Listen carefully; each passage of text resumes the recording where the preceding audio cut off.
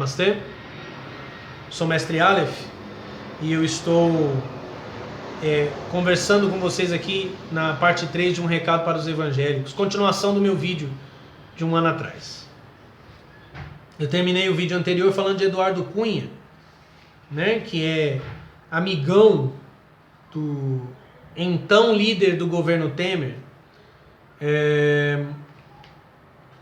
E todo mundo odeia Eduardo Cunha, né? É interessante, como eu já disse antes, que houve manifestações no Brasil contra Renan Calheiros por conta da tentativa de manipular as leis, o pacote contra a corrupção, né, de desfigurá-lo, de votar na calada da noite. Mas houveram manifestações contra Renan Calheiros, que tinha que ter mesmo.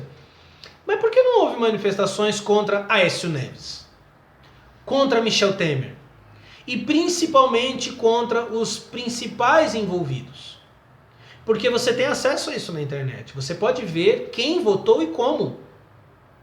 E eu devo dizer, o PRB, Partido da Igreja Universal, de modo quase que unânime, com poucas abstenções, com poucos votos diferenciados, votou a favor da desfiguração do pacote.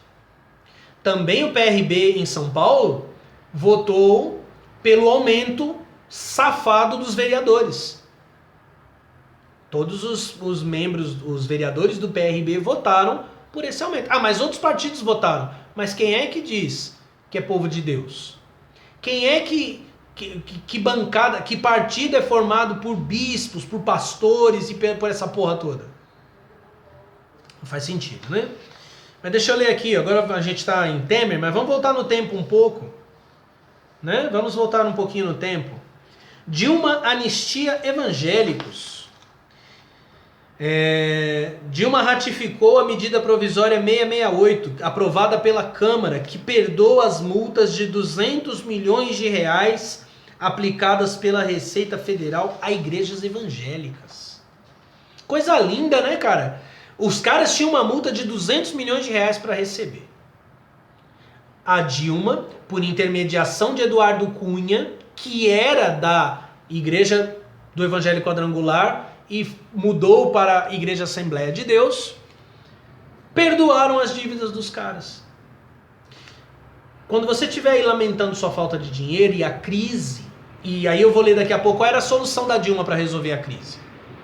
Lembre-se que igrejas estão quebrando a lei, estão devendo impostos, estão burlando, enganando, manipulando as estruturas do país e estão saindo ilesas porque prostituíram-se, envenenaram, apodreceram o poder, todas as estruturas de poder, para justamente colocar pessoas lá, e eles não negam isso não.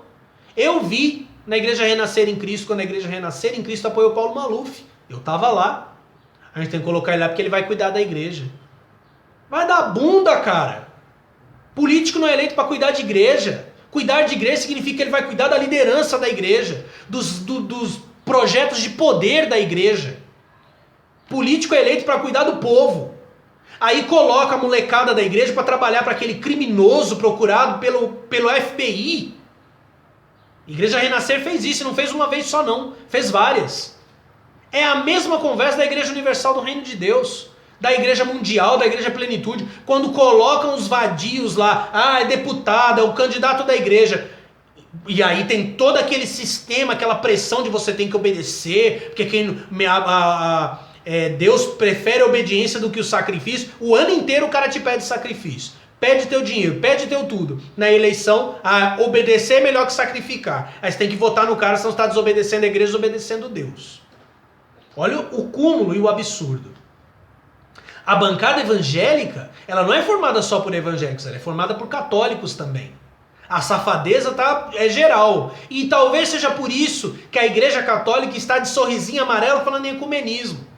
Talvez seja por isso que hoje a igreja católica tem esses padres vagabundos, tipo esse Fábio de Mello, que se dizem padres e são pastores. E falam e pregam como pastores porque ela quer amizadezinha com a igreja evangélica. No passado, depois da Reforma Protestante, a igreja reafirmou a identidade dela no Concílio de Trento. Para depois, essa mesma igreja católica, no Vaticano II, dar a bunda para os evangélicos. E continuar dando a bunda até hoje. Veja só. Emenda de Cunha livra Soares e Malafaia de dívida milionária. Essa matéria saiu em 14 de julho de 2015. Agora, em 2016, vocês viram o Malafaia todo indignado porque foi forçado a prestar depoimento. Mas veja bem, isso é o que ninguém fala. Isso é o que a imprensa canalha do Brasil não fala. Veja bem, isso aqui fica perdido pela internet. A emenda de ampliação de isenção tributária que Eduardo Cunha enfiou sorrateiramente na medida provisória 668, que eu li agora, livrou os pastores R.R. Soares e Silas Malafaia do pagamento de uma dívida milionária. Assim, 2 anos de investigação da Receita Federal envolvendo 178 igrejas foram jogadas na lata do lixo. A maior dívida é a de Soares, chefe da Igreja Internacional da Graça de Deus, de 220 milhões de reais. O débito de Malafaia, dono da Assembleia de Deus Vitória em Cristo, é de 1,1 milhão e meio de reais. Você vê que desgraça, né, mano? O prejuízo aos cofres públicos vai muito além do cancelamento da dívida de Soares e de Malafaia, porque o Jabuti isenta de cobrança de impostos as comissões e prêmios que as igrejas pagam a seus pastores como se fossem ajuda de custo, transporte e moradia, por exemplo. As igrejas desfrutam de imunidade tributária. Quando você ouvir um pastor construindo um megatemplo e dizendo: a gente precisa pedir dinheiro porque a gente não tem dinheiro do governo. Ele não tem, mas ele não paga imposto. Se ele não paga imposto, ele tem. Não, a gente construiu esse complexo gigantesco, mas não foi com dinheiro público. Foi sim o dinheiro do imposto que você não pagou. Então veja, eles já são isentos, mas essas premiações se cobrava imposto. E eles não estavam pagando, por isso que estavam devendo.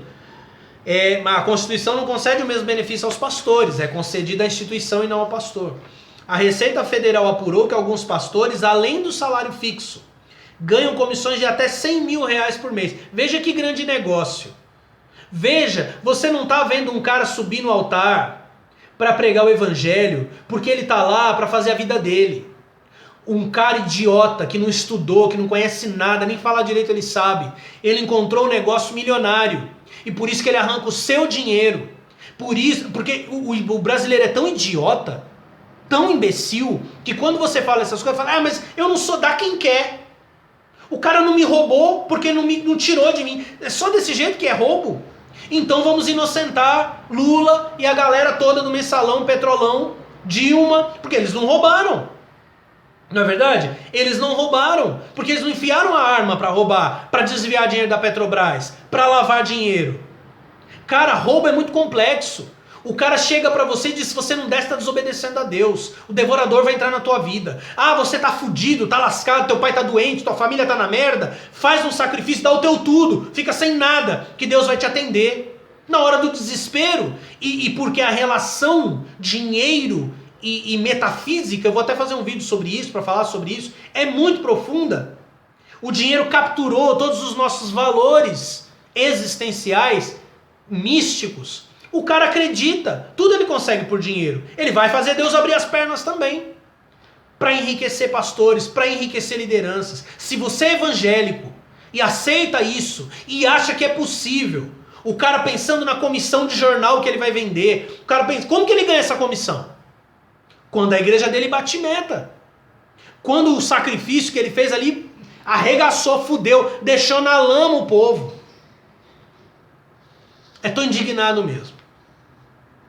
E aqui continua: 100 mil por mês, por conseguirem elevar a arrecadação do dízimo e atrair mais fiéis. O cara não vai para programa de televisão para pregar evangelho. É um investimento. Todo mundo que vai para uma mídia vai por investimento. E ele faz aquela lógica do custo e do benefício. O cara paga sei lá quantos mil num programa de TV, porque ele vai ter milhões de volta. Lideranças evangélicas vinham atuando nos bastidores havia tempo para acabar com a cobrança de impostos nas comissões. Em abril, para tratar do assunto, houve uma reunião no gabinete do vice-presidente Michel Temer, com a presença dele, de Eduardo Cunha, Silas Malafaia, R.R. Soares e do secretário da Receita, Jorge Rachid, entre outras pessoas. E a Veja diz que Rachid teria resistido à concessão do benefício. Então você vê aí desde muito tempo Michel Temer trabalhando para evangélicos, para eles poderem preservar o seu rico dinheirinho, né? E aí você entende por que as lideranças estão caladas e por que o Brasil está vivendo uma onda de conservadorismo. Eu vou ler só mais uma matéria aqui para a gente encerrar esse vídeo. Cunha usou a Assembleia de Deus para receber propina. 20 de agosto de 2015. O Procurador-Geral da República, Rodrigo Janot, acusa o deputado Eduardo Cunha de indicar a Igreja Evangélica Assembleia de Deus para receber parte da propina de ao menos 5 milhões de reais, destinada a ele, referente aos contatos, para viabilizar a construção de 2 navios sonda usados pela Petrobras. Segundo a denúncia contra o presidente da Câmara apresentada nesta quinta-feira, o lobista e delator da Lava Jato, Júlio Camargo, foi procurado em 2012 por Fernando Soares, guarda o nome, tá? Que operava a propina para o PMDB na estatal e lhe indicou que ele deveria realizar o pagamento desses valores à Igreja Assembleia de Deus. O nome da igreja no registro da Receita Federal, correspondente à Igreja Evangélica Assembleia de Deus, Ministério Madureira e Campinas. Segundo Fernando Soares, pessoas dessa igreja iriam entrar em contato com o declarante, o que realmente ocorreu. É isso que está acontecendo no Brasil. Você é evangélico? Você sabia disso? Ah, sei, mas eles vão prestar contas para Deus. Você é pior que eles. Eu não sabia. Faça alguma coisa. Use as redes sociais. Vá para a rua. Se separe deles. Se não, meu recadinho é para você também. Nos vemos na continuação desse vídeo. Namastê.